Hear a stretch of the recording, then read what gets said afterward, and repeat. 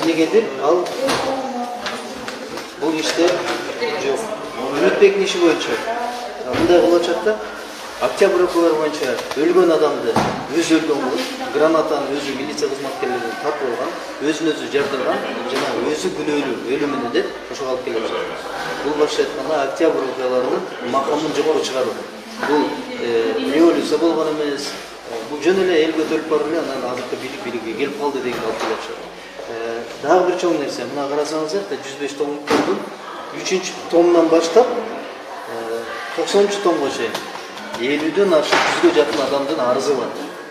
Опунбаев, Кашкар Жунушалиевди ар бирин 2 миллион сомдон айыпка жыгып, кылмыш жаза кодексин менен жазага тартып берилген. Бирок эмнегедир Жунушалиев менен Опунбаев издөөгө да алынган жок.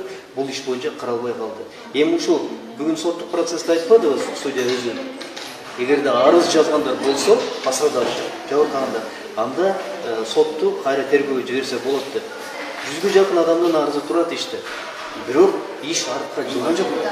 Бу жерде бир гана нерсени мен айтам, 9 адамды бекитип коюшкан. 9 адамды. Ушул 9 адамды мына мен колумдагы обвинительный ар бир уведомление. Жөн эле копи-паст кыла берген. Эми компьютер жакшы билгендер ушуну копи-паст кыла берген да. Меники Темирлановдун, Курсан Сатаевичтин баарын. Эми күлкүм келет да. Дагы бир чоң жаңылык бар. Мисалы карап турсаңар, 373 миллион сом деп иск коюлат мага. Бу жерде Бишкек шаарынын мэриясын басып алып турмун, музейди басып алып турмун, Минфинди басып алып турмун, баардык жер.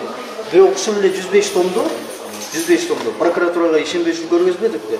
Мына турат, урматтуу коомчулар.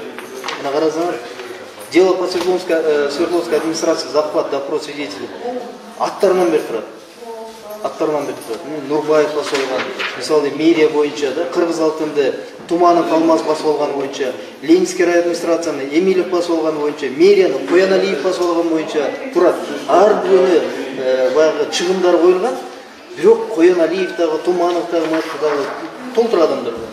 Бирөө дагы сот залында биз менен жок. Бул эмнени, например, Жапыкеев мисалы тиги прокуратуранын басып алган бул ачык. Прокуратура боюнча Жапыкеев басып алган, алар боюнча жок. Бул баардык басып алынган мамлекеттик мекемелердин баарын көрсөтүшкөн. Ушул жакта келтирилген чыгымдарды илип атат, мисалы мага да 373 миллион. Бирок ушул эле мекемелер боюнча ушул эле биздеги токтомдордо турат. Кимдер басып алган боюнча. Алар эч кандай жокко тартылган жок. Аларга каршы көрсөтмөлөр берилген, бизге илип атышат. Эмнеге? Анткени ушул иштер менен отуруш керек болчу. Ушул иштер менен басыш керек болчу. Кеңеш мырза жана курал-жарак боюнча канча курал жоголду жалпы? Мерде мага да 257-чи беренени коюп атышат. 257-чи беренени абдан оор берене да. Берде мисалы мынтип атат. ГУБДД, ГВМВДКР, ГКНБ толугучу управление, ГКНБ центральный аппарат. Берден эми мен жалпысынан өзүнчө жазып берем, Фейсбукка бүгүн чыгарам. Канча курал-жарак жоголгон, канча курал колдонулган. Тынчтык митинг баягы таркатуу боюнча канча ок-дары оротулган. Жана ушу жоголгондун баардыгын азыр мисалы бизге келип атат. Канча курал жалпы? Жалпы мен жалпылап туруп айтып берейин, 1000ден ашык абдан көп. 9000ге жакын тиги ок-дары бар. 1,5 ашык куралдар бар. Андан тышкары жана защитный щиттер бар, шлемдер бар. Эми ушул жоголгондун баардыгын мага илип атышат да. Эми маселе мындай да. Мисалы 257-чи берене мынтип атат. Организатор преступлений, хищения или вымогательства огнестрельного оружия. Демек, Кашкар Жунушалиев менен Опунбаев жана мурунку жетекчилер огнестрельное оружияны колдонгула деп берген экен да. Ушул беренени мага коюп атышат. Это же абсурд. Эми ушул нерселер менен булар чыга баягы статьялар коюп алып, өзүлөрүнүн абийирин ачканда да азыр толугу менен ачат.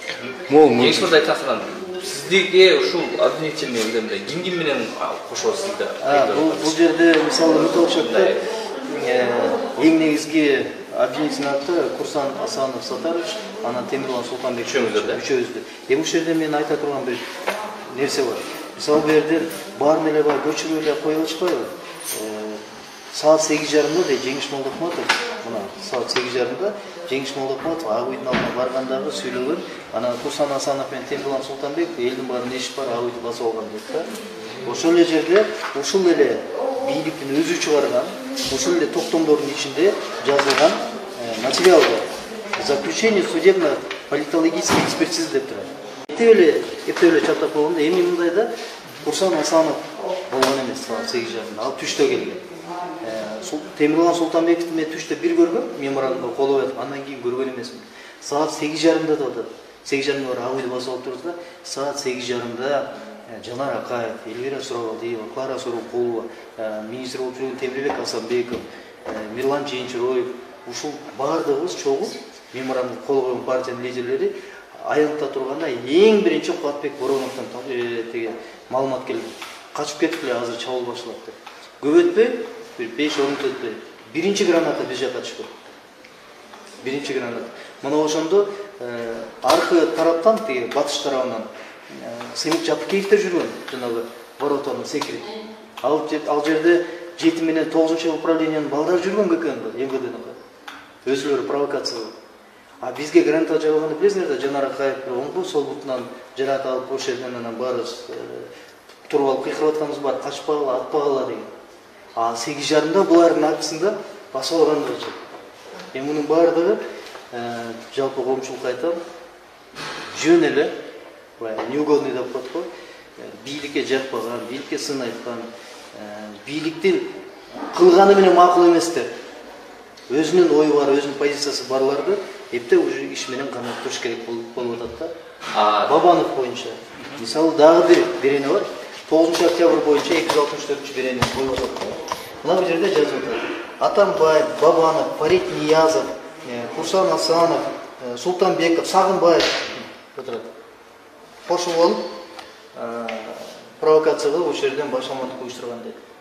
Бирок Бабановдун иши өзүнчө өндүрүшкө алынган. Ошон үчүн өткөндө сотто сурадым, айттым да, бул ишке тийиштүү баардыгын алып келди. Үмүтбектин ишин өзүнчө алып, аны өзүн өлдү кылбай ушул ишке кошкула. Теге Жабыркаган өткөндө аянтта теге бул соттун алдында митинг кылышпадыбы? Октябрда Жабыркагандар ошонун баарын алып келгиле. Могу томдордо каралган арыз жазган тирүү адамдар, көзү куюлуп калган, колу буту жылынып кеткен, жабыркаган, оор жараат алгандардын баары ишке кирсин. Аларды өзүнчө бөлүп койбогула. Ошондо адилеттүүлүккө жетебиз. Опунбаевди алып келсин, Жумшалиевди алып келсин. Мына жерге башка бир эмес 3 президент алып келиш керек. 3 президент алып келиш керек. Ошондо адилеттүүлүк болот. Ошондо айтыш керек. Атамбаев сен эмнеге чыктың эле, сени ким чыгарды эле? Садыр Жапаров сен ким чыгарды эле, эмнеге чыктың эле? Бийликке кантип келдиң? Сооронбай Жээнбеков сен каякта эле? Деген суроолор коюш керек. Анан ортодон эле баягы сын айткандары бир алып эптеп шампалап койгон туура эмес. Мен айтып атпаймынбы? Бул иш боюнча мага бир эле жол берген жок да. Эң биринчи мени камаганда 60 майда ГКНБнын зданиясын басып алды дешти. Сотко алып келип турган өзгөртүшкө. Башламандыкты уюштурган анткени өтпөй калды да. Кийин мен СИЗОдо отуруп ачкачылык жарыялагандан кийин мага 9 октябрь боюнча ишти козгой калышты. Анан кайра бул иш сына баштаганда дагы 2 статьяны илип коюшту. Күлкүм келет. Бирок акырында айтам, октябрь окуялары боюнча кылмыш иши жакшы менен бүтпөйт. Себеби бу жерде үмүттүн өлүмү бар. Бу жерде 1000ге жакын жараат алган, жабыркаган адамдар бар. Мына үмүттүн дагы бир туугандары чыгып атат азыр. Президент квартирасын берип атканы менен айткан сөздөрү аткарылбай атат. Мына ошол эле жабыркагандар соттун алдына келип атышат. Биздин көзүбүздү ким дарылайт, колубузду ким берет депчи. Бул иш боюнча акыры чыныгы күнөөлөр соттолот. Негизи мен кайрылат элем да. Октябрь боюнча ишти кыскартыш керек болчу. Прокурорго бүгүн айтканыбыз, сотко айтканыбыз, бул иш тергелген эмес. Бул иш эптеп эле мен сотто жөө келтиргендей, Жеңиш мырза кечирип коюңуз. Жогору жак мынтуда айла жок деп мага кол койдурган аракет кылып камашканда, ошон үчүн муну артка жөнөтүш керек да, тергөө менен токтотуш керек. Рахмат.